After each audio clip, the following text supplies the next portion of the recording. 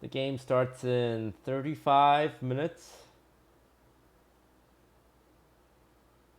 So we have a bit of time to react to videos to talk about the games today.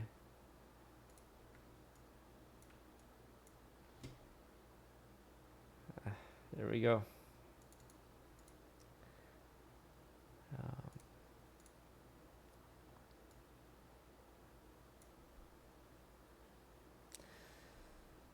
oh man, let's see how the league's doing.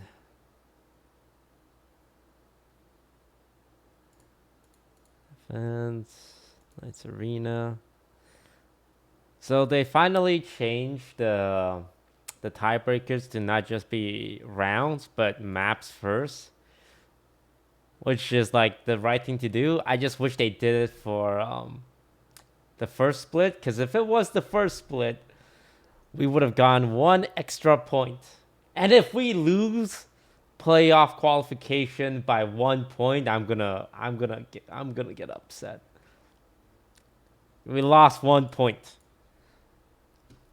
because of night system, but they at least updated for split 2. But I got more complaints. I always complain because that's what I do. They removed the 2 bottom performing team from our group and kept the 2 top performing teams from our group. And I'm thinking, like, why couldn't they keep the 2 bottom performing team from our group and give us the 2 top performing teams from the other group? They they they they removed the worst teams in our group and kept the best teams in our group. Come on, man. But it's all right, because if we want to make it in this league, we can't just be relying on having decent luck. We have to. Well, it's not even luck. These teams weren't randomly seeded to begin with. The groups are unbalanced, yeah, but I mean, yeah, I mean it's part of it. Also, the guard is still very good on the other side. Moist moguls have been looking real good, but it doesn't matter. It doesn't matter. You just gotta win. Yes, Turtle Troops did really well yesterday. Even though they lost against M80, the fact that they were able to like go 10-13, 11-13, I like that from Turtle Troops. Moist Moguls look good because they went up against Mad Lions. Look, Mad Lions. They have Trick, who created the best free agent Valorant team in the history of Valorant. Okay, don't put that disrespect on Mad Lions' name.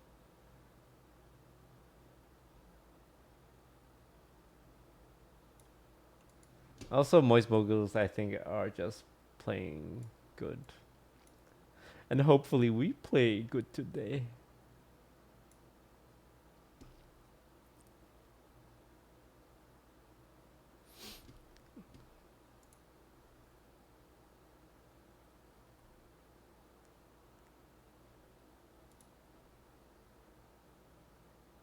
God, oh God, I can't. I mean, I just feel bad. I was, I'm not sure if you guys know this, but I was very close to picking up the Mad Lions team. I was so close when they had Trick, Zexro, Drone, Ange, and Will. Well, I was thinking of doing it when they had Oxy, but once they lost Oxy to G2, I think the team became less attractive.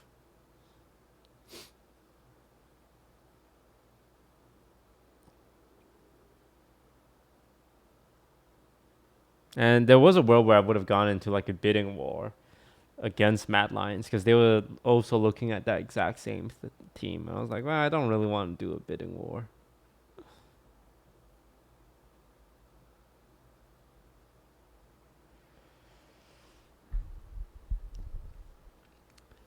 Oh man, I'm nervous. I'm nervous. I'm nervous because people have such high expectations, especially for Ye.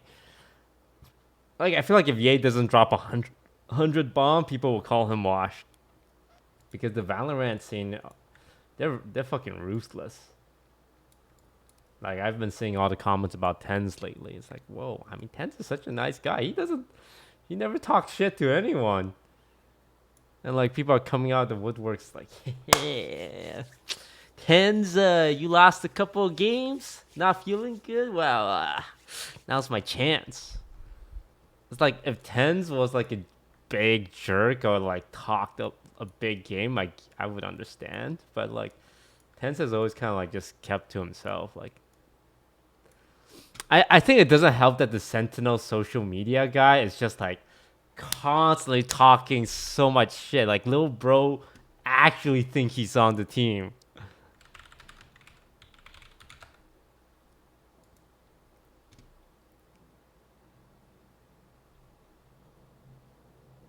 Like stuff like this, man. It's like the guy talking the most shit on Sentinels is literally their social media guy because it gets impression. It's like, hey, this is how I'm gonna like grow the brand, but it's like it works. It definitely works, but I think it does spill over. It's like, oh shit, one of the Sentinels players aren't doing good.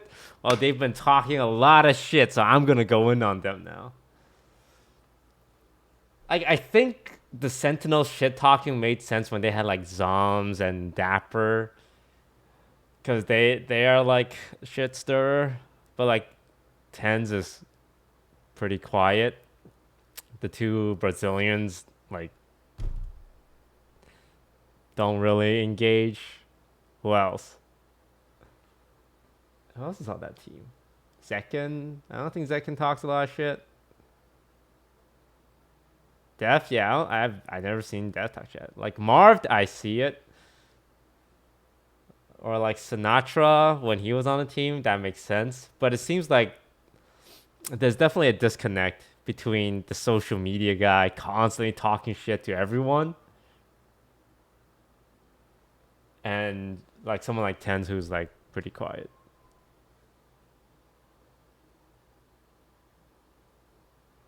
Yeah, so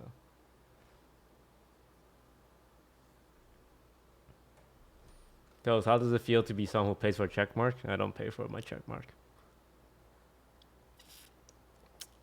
Look, my whole flame against M80 is that they pay for check mark. That wouldn't make sense if I'm paying for check mark.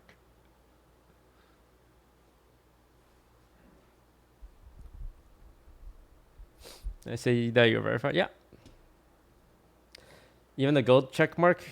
No, I do not pay for the gold check mark, guys. Of all the things I'm gonna lie to you guys about, paying for a check mark is not on that list. If someone tells you that I'm paying for the check mark, I think it's because they are paying for the check mark and they're trying to deflect.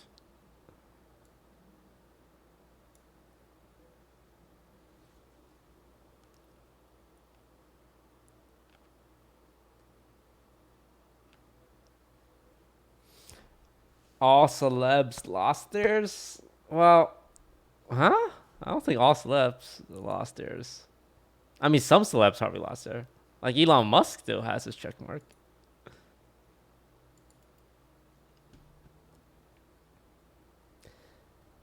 Yours says you paid for Twitter Blue. Wait, does it? Huh? No. No!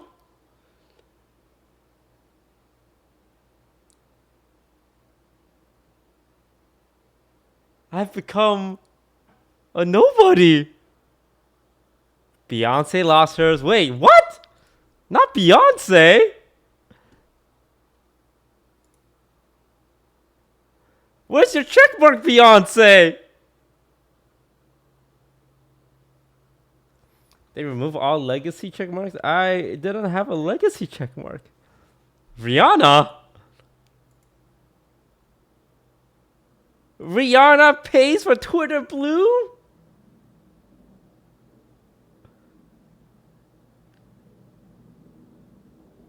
No, Rihanna.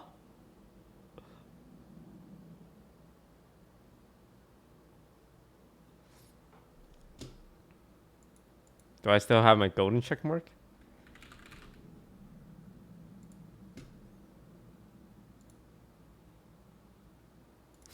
Check Tarek's Sentinel badge. Okay. So fun fact. I'm gonna. So these affiliate check marks, they cost $50 a month per person on top of $1,000 a month. It is basically just for flexing.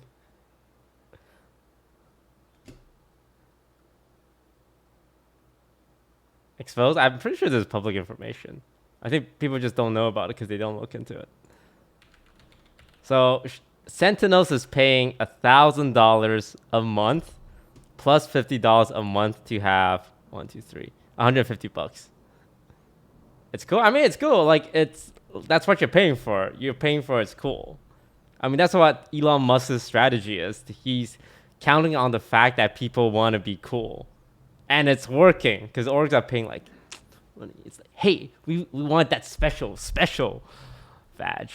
I like to be upfront with you. DSG players have asked me for the same thing. They're like, hey, Toast, hey, Sentinels has one. Why don't we have one? I'm like, bro, you want like, I'm fucking broke. You want me to pay another $1,000 a month, plus $50 per person, so you guys can have a little square by your Twitter? And I told them if they ever beat M80, I'll apply for it. Shopify has it, right? Shopify. Like 1, 2, 3, 4, 5, 6, 7, 8, 9, 10, 11, 12, 13, 14, 15, 16, 17, 18, 19, 20, 21. Oh, 21? That's an extra 1K. But then again, Shopify is like a multi-billion-dollar company.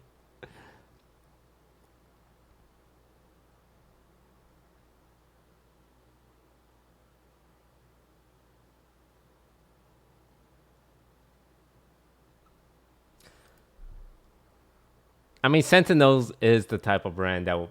I think Sentinels right now, they run on a lot of hype. So, like with Tarek, Shroud, ACU, Tens. Like, Sentinels is a very much like a. It's almost like New Age phase in a way. But they're more focused on gaming. But you can see their attempts to like trying to break into content creation a little bit.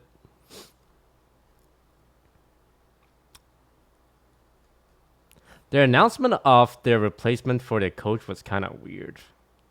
It was their CEO who tweeted it.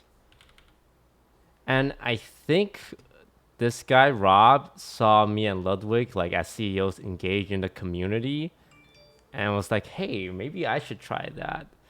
Except his main thing is we have come to the difficult decision to part ways with Don Moore immediately after a loss.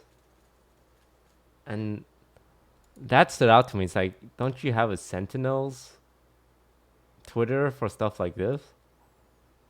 Like when we do like player changes, we always do it on the DSG Twitter. But yeah.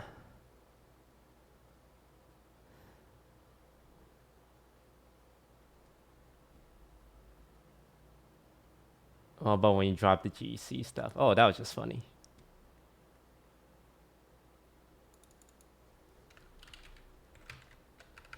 Derek messaged me, hello, father. Would you like to watch DSG win together?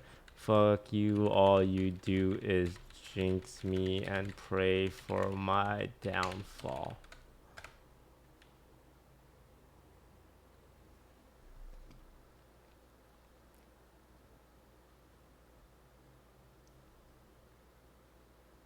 Bro, I'm DSG's biggest fan. How dare you? Alright, you're in.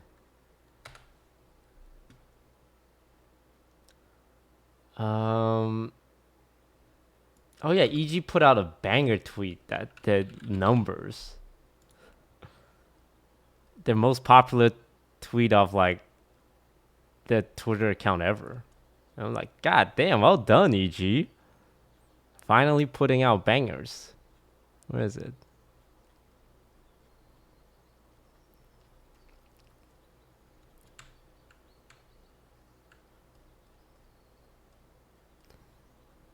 Why do you guys tweet so much? No one's paying attention.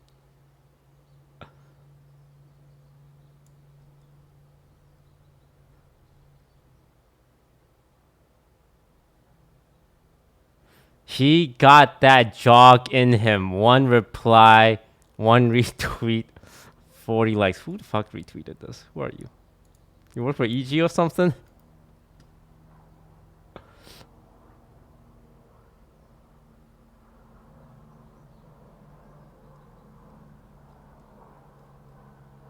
Oh yeah, this one. 2.5 million. 200 replies, 200 retweets, 1.7k likes. Banger. Banger tweet. VCT roster update. Demon 1 replacing BCJ to give open tryouts Find the chance to show his skills as team continues to develop.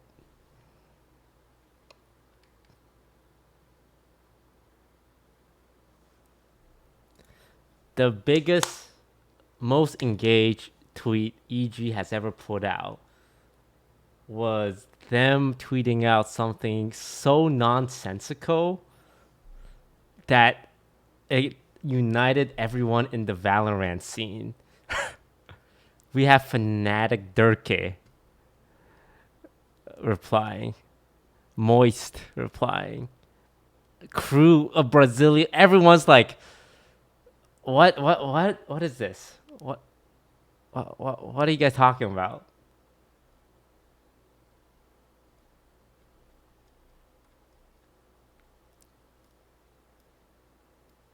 Oh, Crew is Latam. Sorry, Latam. Like that's how like upside down EG is. Their most engaged tweet is them putting out a tweet that makes no sense. Like how is this? How is this happening? I don't understand.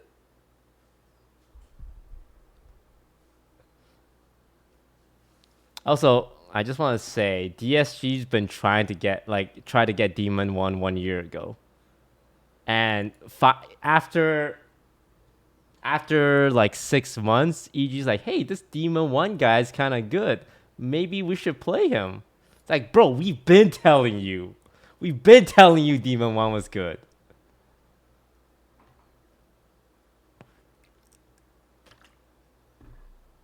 All right, come on, EG. How did we figure out something 6 months ago and you guys are realizing it now?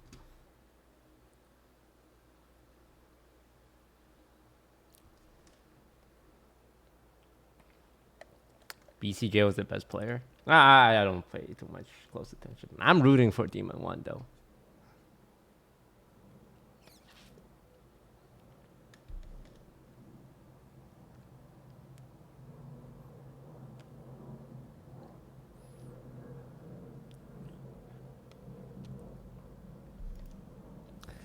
Rooting for Demon 1.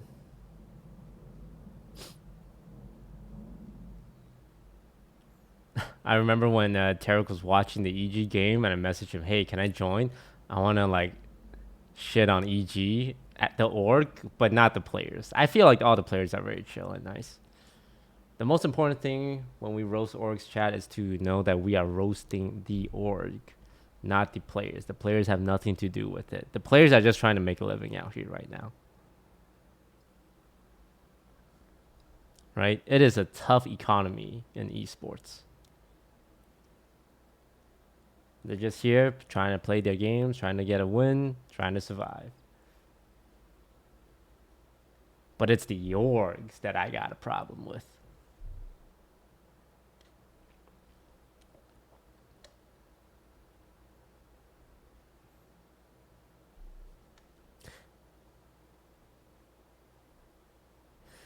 My team screaming at me because I've been role playing as a ward the entire game.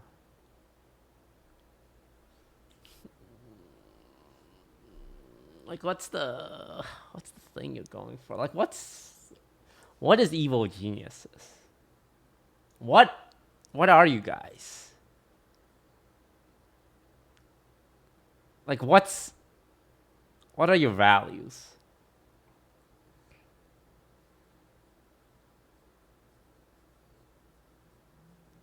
They're talking about the Nico change. Like, I understand that someone somewhere will find this funny, but 31 likes on a Twitter with 600K followers. What happened?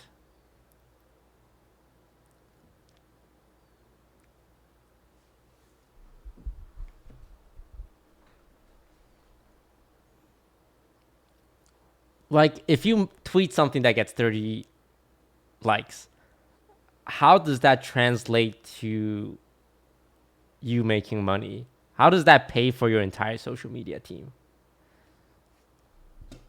Do they have a YouTube channel?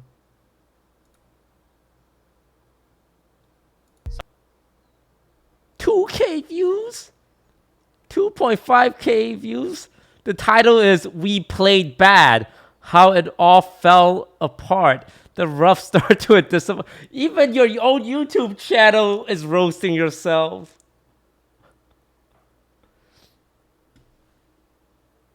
The editor's like, man, fuck him. I'm just writing the saddest shit.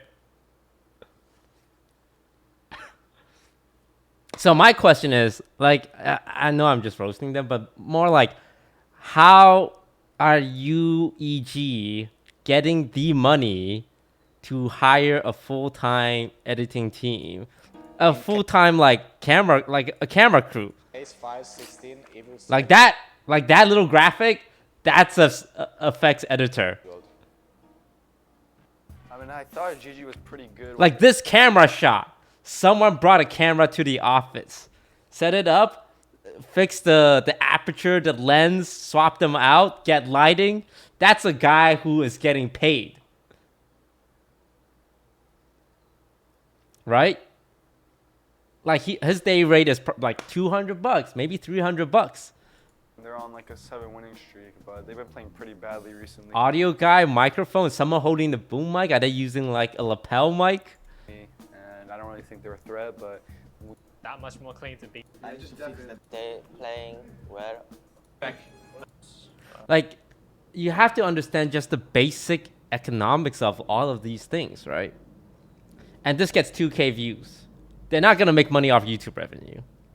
2K views is like $2. It's like literally $2. So how is EG getting like the money to make content like this? Because I think the content is decent. Like, it's well shot, it's edited, there's music overlaid. Someone spent time on this.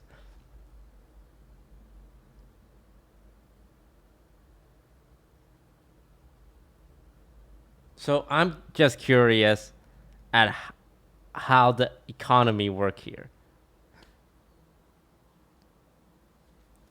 Investors is not, you're not making money with investors. Investing, you're borrowing money. Like the money has to come from somewhere.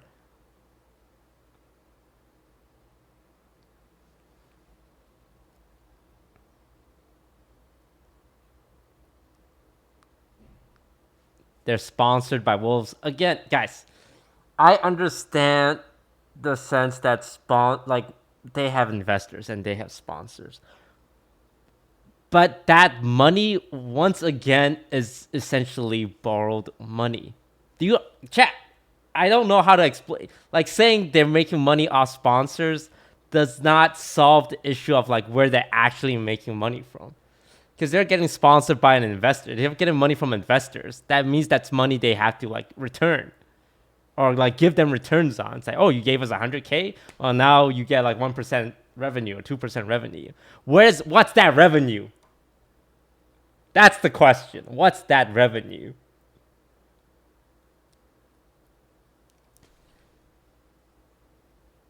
They make money from the Wolves. Well, that's the Wolves making money.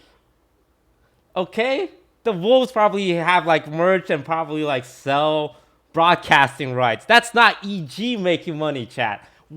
How is EG making money? You dumb fucks. It's like, oh, the billionaire is rich, Toast. Okay, the good for the billionaire. But how is EG making money? How is any esports org making money?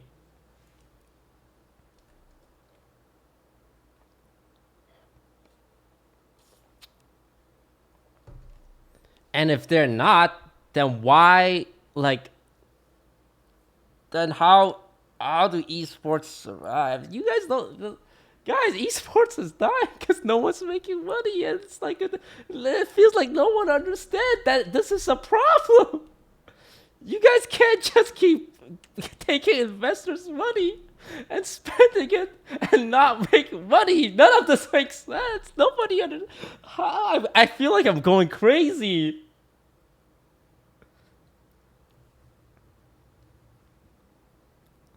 Loud makes money. Yeah, Loud makes money. I like what Loud's doing. You know what Loud is? They're not an NA org. Loud esports. Do they have what's their YouTube channel?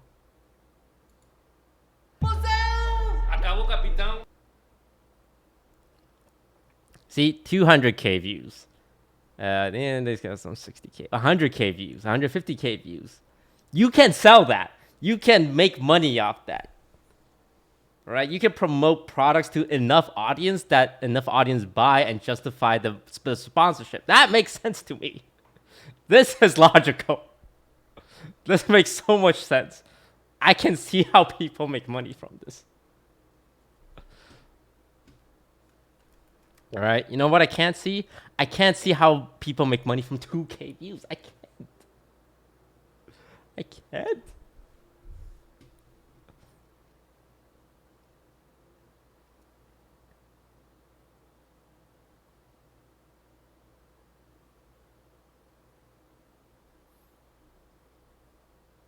Does Team Liquid? Let me look at Team Liquid. Team Liquid.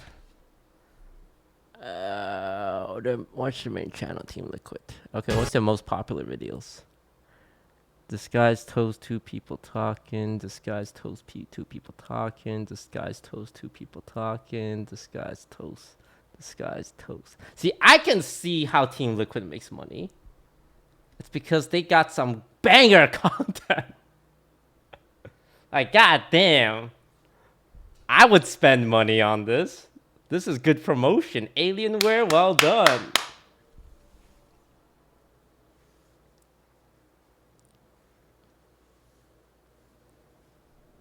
But yeah, it's like their CS channel is their main channel. Let me take a look. I'm gonna try. I mean, they are trying. Like, this one is very... Okay, like, the thing with Team Liquid, like, this is well shot. It might sound stupid to you guys, but just off this little shot, I know they spent effort with the camera. Hello, everyone. 5 is good for fries. So it's kind of, Like, this up close with the focus on the burger and the blur on the background, that means someone's putting in an effort. Are you gonna make any money from this? But no, you're probably not. But it's trying to show sponsors you care, right? But no, it's I don't know. I don't know how people are making money, man. I just don't get it. I just don't get it. Like, I think this would have been fine if this was like early esports. Like 10 years ago. Like, oh yeah, everyone's getting started. We haven't figured out footing. But it's been like 10 years. Sentinels I think does a very good job. So with Sentinels, they are similar in the sense, like as us, that they are hype. Quote unquote, they're riding a hype train. Because they do big sign, they do Terek, they do Tens, and then Penkata and Sasi, and then ACU. But is it sustainable? I don't know. Because while their views are high, the salaries they are paying is also extremely high. Like a big part of why their content is doing big numbers is because they sign really expensive content creators. Like ACU is not cheap. Tarek is not cheap. Tens is not cheap. And of course, when you buy all this good, like big names, naturally your content will be elevated. And they are spending a lot of time like trying to do content as well. I definitely haven't seen you stream. Like doing podcasts that you can then try and sell. It's like, hey man, we got a podcast going. You want sponsors? You want to be like our title sponsor?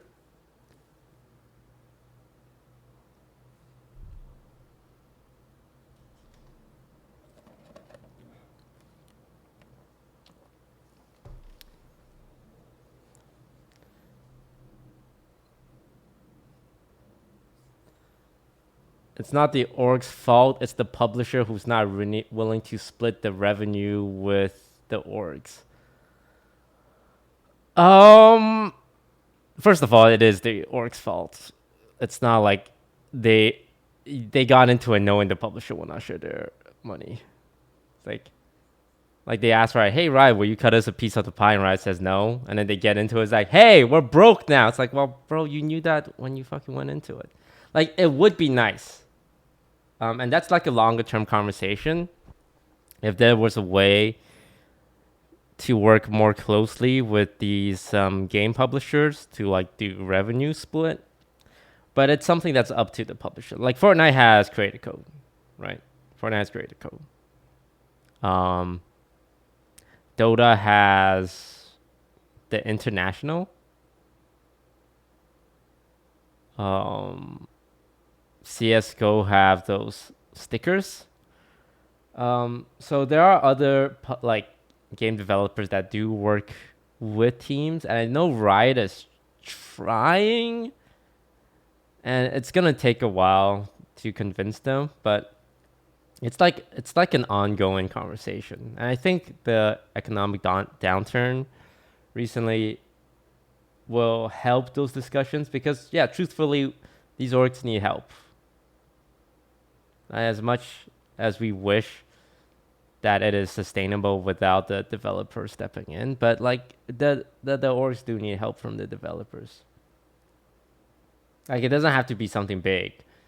Like, hey, we want a Sentinel's Vandal skin and we want 50% off the sale. I don't think it'll ever reach that point, but it's like, hey, let's test things out. Maybe we can do like a Sentinel sticker.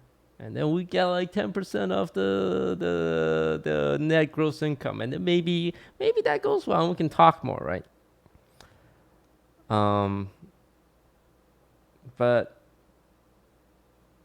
yeah, it is not something that I think orgs can demand